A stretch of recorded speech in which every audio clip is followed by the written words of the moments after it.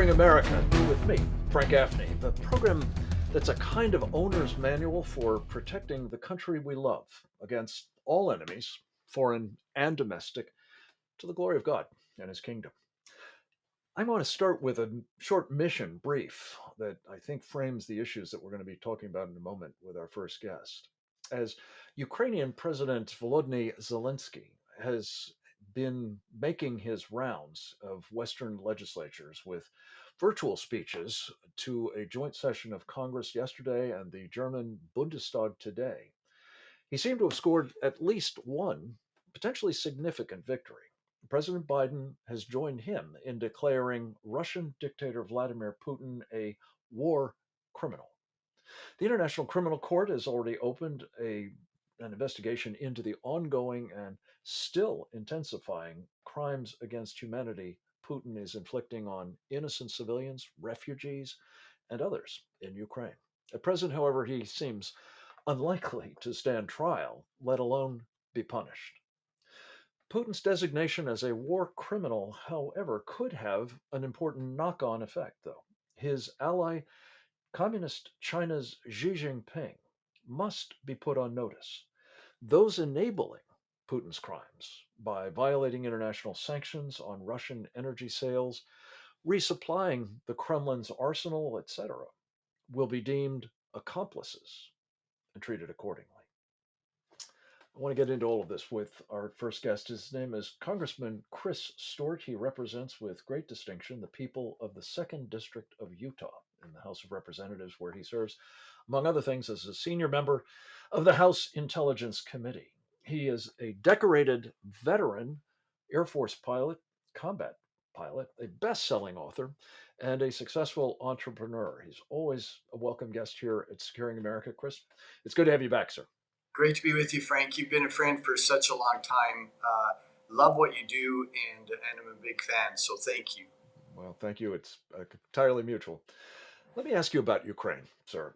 There is a very, well, earnest debate underway in conservative circles in particular as to whether or not Ukraine qualifies as a part of the free world.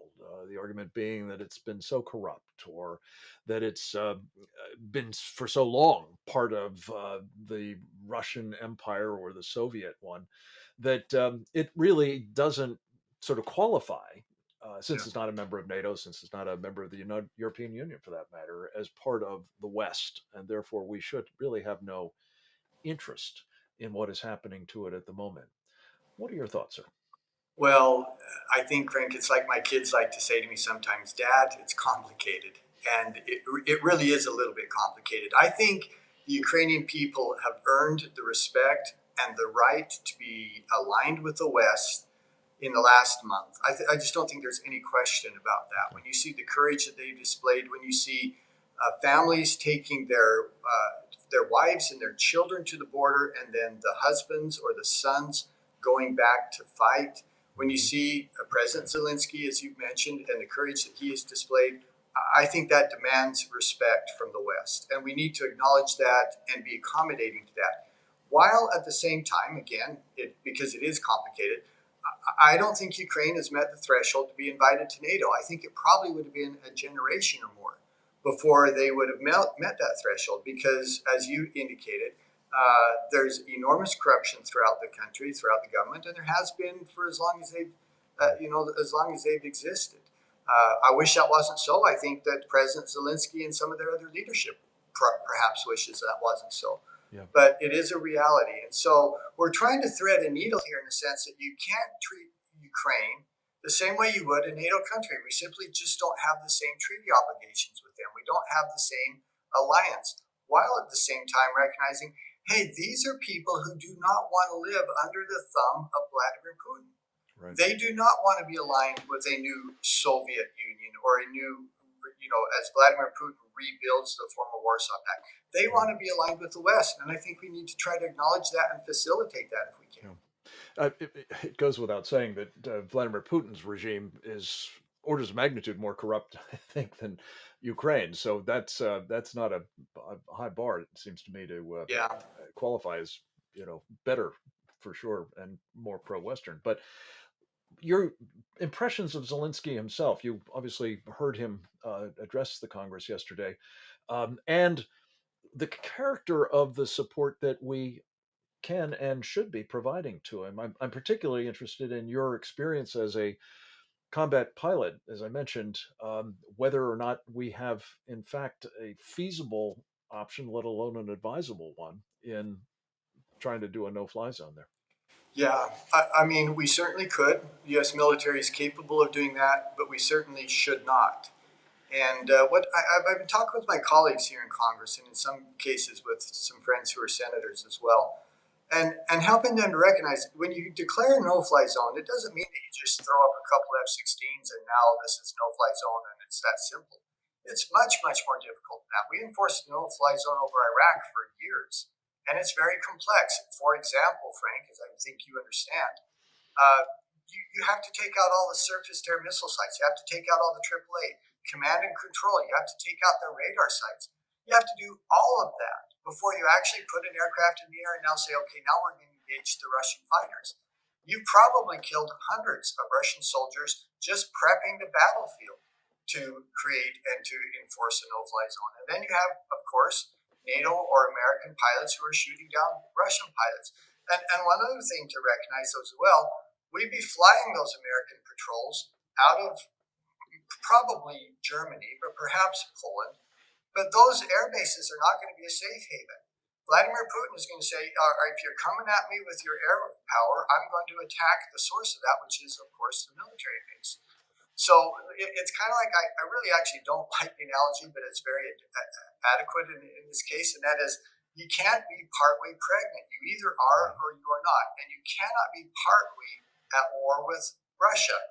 You either are or you are not. And the moment we say we're going to create and enforce a no-fly zone, at that moment we are now at war with Russia, which is an outcome that many of us are trying to avoid for all sorts of reasons. We need to support Ukraine in appropriate ways, but we also need to temper down the emotion and as best we can de-escalate rather than now make it much more dangerous, not only to American security, but frankly to just global security. Well, the Congress has just enacted, as you know, I think another $14 billion or so in aid, a good portion of which, as I understand it, is going to be weapons, javelins, and these anti-aircraft uh, systems of various kinds, drones even, some of which are now on their way, we're told, to Ukraine.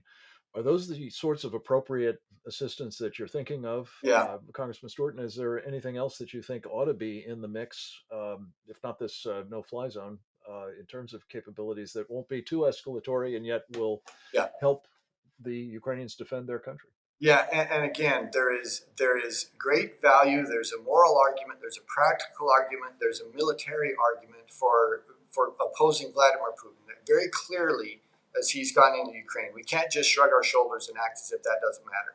At the same time, we have to have the goal of not escalating this, not engaging the United States directly in a war with Russia. And so, trying to thread that needle, as you've said, the Javelin missile systems, for example, I think they're the most critical, far and away the most important thing we could do for the Ukrainian military and the Ukrainian resistance. They've proven to be deadly to Russian army, and they're so easy to operate. They're just fascinating systems in the sense you could give them to a high schooler, and in 5 minutes they'd be effective at them. Yeah. They attack from And apparently that's been happening to some extent, yeah, and there is a decided impact on the advance of this Russian armor. Congressman, we have to take just a very quick break. When we come back, I want to wrap up that thought, and then I want to turn with you to another issue that both of us are very concerned about, and that is communist China and both its takeaways from all of this and whether we are going to be able to deter yet another act of aggression, perhaps against Taiwan or India or both by the Chinese Communist Party. That and more straight ahead.